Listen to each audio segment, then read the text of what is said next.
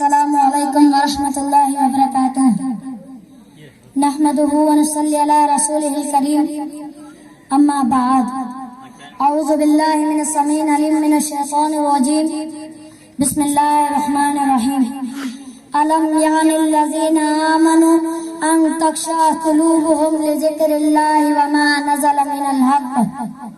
محترم سامعین اکرام اور میرے دینی و ملی بھائیوں، آج کے اس مختصر پروگرام کے اندر میری تقریر کا عنوان ہے مسلمانوں کس وقت کا انتظار ہے۔ مسلمانوں، کیا ایمان لانے والوں کے لیے ابھی وہ وقت نہیں آیا کہ ان کے دل اللہ کی یاد سے نرم ہو جائیں اور ان کے نازل کردہ حق کے سامنے جھک جائیں؟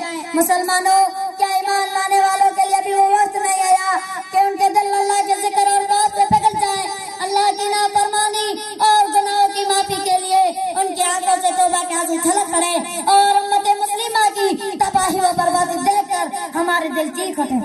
اکثر ایسا ہوتا ہے کہ زلزلے آتے ہیں، زمین ہلنے لگتی ہے، لیکن ہماری آنکھیں نہیں کھلتی، سانسیں ٹوٹنے لگتی ہیں، ہمارے گھر ماتم اور غم میں ڈوب جاتے ہیں، لیکن پھر بھی ہمیں ہوش نہیں آتا۔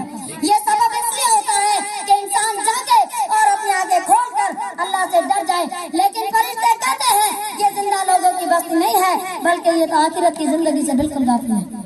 مسلمانوں، کیا ہماری حالت ان لوگوں کی طرح ہو گئی ہے جیسا کہ اللہ تعالیٰ نے سورۃ القمر میں ارشاد فرمایا وَلَقَدْ جَاءَهُم مِّن أَنبِيَاءَ مَا فِيهِ مُزْدَجَرٌ حِكْمَةً بَالِغَةً فَمَا لَهُ تَغْنِ النُّذُرُ۔ اور یقیناً ان کے پاس ایسی خبریں آ چکی ہیں جن کے اندر ڈانٹ و ڈپٹ ہے اور کامل حکمت کی بات ہے، لیکن پھر بھی ان ڈراؤنی باتوں نے ان پر کچھ بھی اثر نہیں کیا۔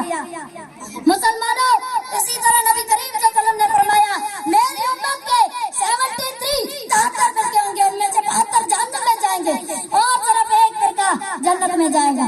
اور میری نبی نے فرمایا کہ میری امت میں ایسے لوگ پیدا ہوں گے جن میں نفسانیت ایسے سرار کرے گی جیسے کہ کوئی پاگل کتا اگر کس کو کاٹ لے تو اس کا اثر پورے جسم میں پڑتا ہے اور وہ انسان بھی اس پاگل کتے جیسے حرکت کرنے لگتا ہے۔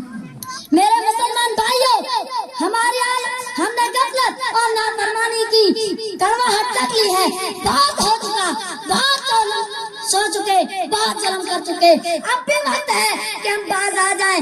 اللہ رب العالمین نے جتنی ہمیں مہلت دی اتنی کس قوم کو نہیں دی، لیکن پھر بھی اگر ہم توبہ نہیں کرتے تو ایسا نہ ہو کہ اللہ رب العالمین ہم سے اپنا راستہ کاٹ لے اور شیطان ہمارا ساتھی بن جائے۔ آخر میں ایک شعر کے ساتھ اپنی تقریر کو ختم کروں گا۔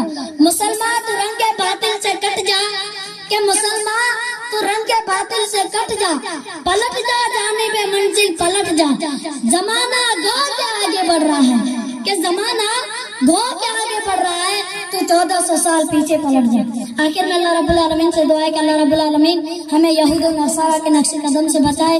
آمین صبح آمین وآخر دعوانا الحمدللہ رب العالمین۔ السلام علیکم ورحمۃ اللہ وبرکاتہ۔